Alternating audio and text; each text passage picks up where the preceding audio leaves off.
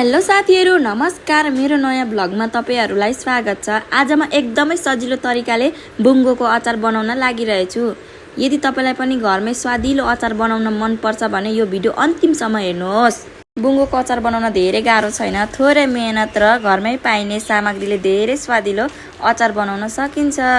म पनि आज आफ्नै तरिकाले बनाउँदै छु। तपाईहरु पनि आफ्नो स्वाद अनुसारको खुर्सानी, नुन र मरमसला थप्न सक्नुहुन्छ। साथीहरु, खाना बनाउँदै गर्दा एउटा कुरा भन्न मन लाग्यो। जीवन पनि खाना जस्तै रहेछ। कहिले मिठो, कहिले पिरो, कहिले अमिलो, सबै अनुभवले हामीलाई केही न केही कुरा सिकाउने रहेछ। त्यसैले जस्तोसुकै परिस्थिति आए पनि सकारात्मक भएर अगाडि बढ्नु पर्छ है।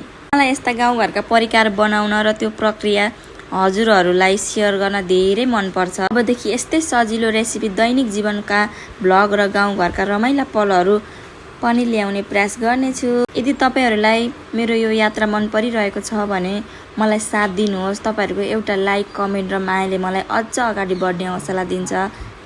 भिडियो अन्तिमसम्म हेरिदिनु भएकोमा धेरै धेरै धन्यवाद। Thank you.